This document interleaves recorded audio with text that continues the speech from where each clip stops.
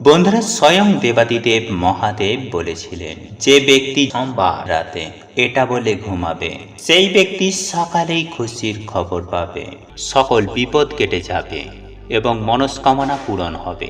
হ্যাঁ বন্ধুরা, আজ আমরা এই ভিডিওর মাধ্যমে দেবাদিদেব মহাদেবের একটি গুপ্ত মন্ত্র বিষয় নিয়ে আলোচনা করব, যে মন্ত্রটি স্বয়ং দেবাদিদেব মহাদেব রচনা করেছিলেন।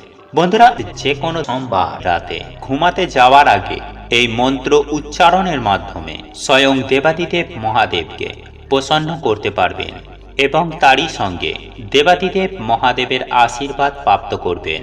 বন্ধুরা, আমরা আপনারা প্রত্যেকেই জানি, আর এই মাসে যদি কোনো ব্যক্তি নিষ্ঠা ও ভক্তির সাথে দেবাদিদেব মহাদেবের পুজো আরাধনা করেন, তাহলে স্বয়ং দেবাদিদেব মহাদেব তার পাশে থাকেন, তার সাথে থাকেন এবং সেই সঙ্গে সেই ব্যক্তির পাপ মুক্ত করে। হ্যাঁ বন্ধুরা, আপনারা একেবারে ঠিকই শুনেছেন।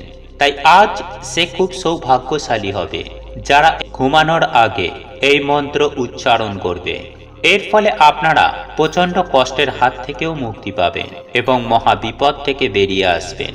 বন্ধুরা, আজ আমি আপনাদের যে মন্ত্রটি জানিয়ে দেব, সেটি অত্যন্ত একটি শক্তিশালী বিশেষ মন্ত্র। তাই এই মন্ত্রটি জপ করার জন্য সঠিক নিয়মে সঠিক সময়ে মন্ত্রটি পাঠ করতে হবে।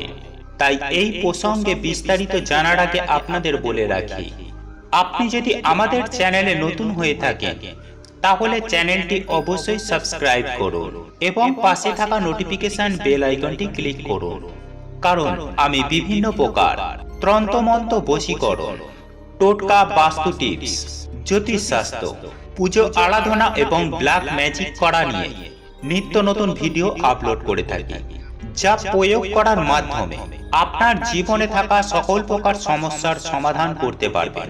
চলুন এইবার মূল আলোচনায় প্রবেশ করা যাক। তবে মূল আলোচনায় প্রবেশ করার আগে ওম নমঃ শিবায়, হর হর মহাদেব লিখে কমেন্ট অবশ্যই করবেন। বন্ধুরা, আমি সবার প্রথমেই আপনাদের একটি কথা জানিয়ে রাখি, আর তা হলো, আপনারা যদি এই মন্ত্রটি যে কোনো সোমবার রাতে ঘুমানোর আগে পাঠ করতে পারেন, তাহলে বন্ধুরা বিশ্বাস করুন, আপনাদের জীবনে অতি অবশ্যই পরিবর্তন আসবে। স্বয়ং দেবাদিদেব মহাদেব আপনাদের ওপর কৃপা দৃষ্টি বর্ষণ করবেন এবং বিভিন্ন যে দুর্ঘটনা, অকাল মৃত্যুর মতো ঘটনা, এই সমস্ত প্রকার দুর্ঘটনা থেকে আপনি এবং আপনার পরিবার রক্ষা পাবে। বন্ধুরা, এই মন্ত্র এমন একটি বিশেষ শক্তিশালী মন্ত্র যেটি স্বয়ং দেবাদিদেব মহাদেব রচনা করেছেন এবং এই মন্ত্র যিনি উচ্চারণ করেন, সেই ব্যক্তি সদা সর্বদাই দেবাদিদেব মহাদেবের ছত্র ছায়ায় থাকে এবং স্বয়ং রাবণ এই মন্ত্র জপ করে ত্রিভুবন জয় লাভ করার মতো শক্তি অর্জন করেছিলেন। হ্যাঁ বন্ধুরা, আপনারা একেবারে ঠিকই শুনেছেন। সাধারণ মানুষ যদি এই মন্ত্রটি জপ করেন, তাহলে সেই মানুষটির মধ্যে এমন এক শক্তির সৃষ্টি হয়, তিনি 9টি গ্রহকে নিয়ন্ত্রণ করতে পারেন এবং স্বয়ং রাবণ এই মন্ত্রটি জপ করে একটি উত্তম নক্ষত্র উদ্ভব করেছিলেন, আর সেই উত্তম নক্ষত্র হল মেঘনাদ।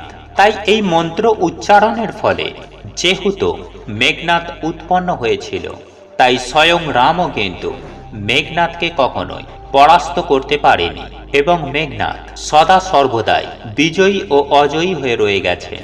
বন্ধুরা, পুরাণ ও শিব পুরাণ মতানুসারে এই মন্ত্রটিকে মহাকাল বলে অভিহিত করা হয়েছে। তবে বন্ধুরা, আপনারা একদমই ভাববেন না যে এই মন্ত্রটি অত্যন্ত বড় এবং কঠিন, এই রকম তা একদমই নয়।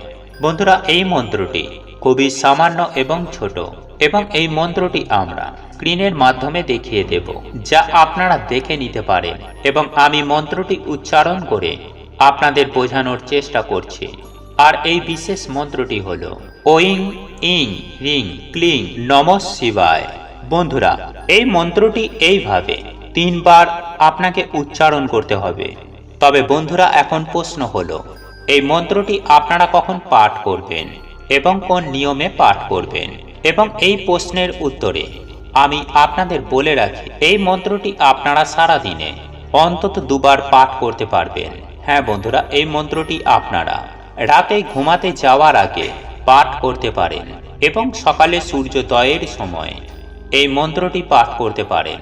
বন্ধুরা, আপনারা যদি সকালে পাঠ করতে চান তাহলে সকালে তাড়াতাড়ি ঘুম থেকে উঠে শুদ্ধ বস্ত্র পরিধান করে আপনাকে এই মন্ত্রটি জপ করতে হবে।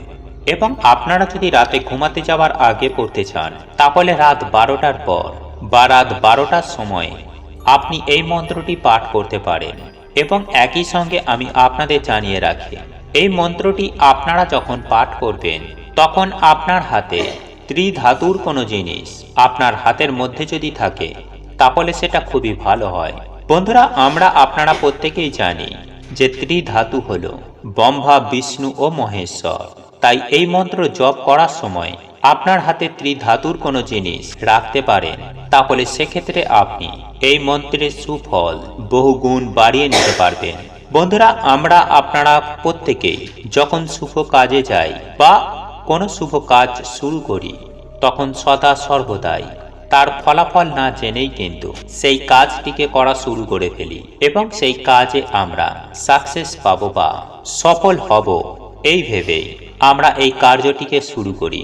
যেমন কোনো বিবাহ বলুন বা চাকরির ইন্টারভিউ বলুন বা এক্সাম, সমস্ত শুভ কাজের আগে আমরা সদা সর্বদাই চাই যেন সেই কাজে আমরা সকলে সফল হতে পারি। কিন্তু কখনো কখনো আমরা সেই কাজে সফলতা পাই না, আর তখনই আমরা ঠাকুর দেবতাকে স্মরণ করি এবং ঠাকুর দেবতার মন্ত্র বিশেষভাবে আমাদের জীবনে কাজে লাগে। বন্ধুরা, এই কথাগুলি আমি আপনাদের এ কারণেই বললাম যে আপনারা কোনো শুভ কাজে যাওয়ার আগে যদি আপনি এই মন্ত্র জপ করতে পারেন তাহলে অতি অবশ্যই আপনারা সেই কাজে সফলতা পাবেন।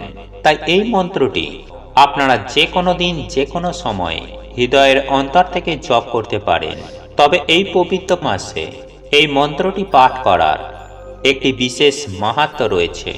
তাই এই মাসে আপনি যদি দেবাদিদেব মহাদেবকে ভক্তির সঙ্গে এই মন্ত্র উচ্চারণের মাধ্যমে আপনারা যদি তাকে স্মরণ করেন তাহলে অতি অবশ্যই স্বয়ং মহাদেব আপনাদের ডাকে সাড়া দেবেন। হ্যাঁ বন্ধুরা, সাড়া দিতে বাধ্য হবে। বন্ধুরা, আপনাদের এই ভিডিওটি যদি পছন্দ হয়ে থাকে তাহলে ভিডিওটি লাইক করুন, কমেন্ট করুন এবং বন্ধুদের সাথে শেয়ার অবশ্যই করুন। মনে রাখবেন, আপনার একটি শেয়ার অনেক মানুষকে উপকৃত করতে পারে। এবং আপনি যদি নতুন হয়ে থাকেন তাহলে চ্যানেলটি অবশ্যই সাবস্ক্রাইব করবেন এবং পাশে থাকা নোটিফিকেশন বেল আইকনটি ক্লিক করবেন এইরূপ নিত্য নতুন ভিডিও সবার আগে দেখার জন্য। ঈশ্বর আপনার মঙ্গল করুক। আপনি সুস্থ থাকুন, ভালো থাকুন।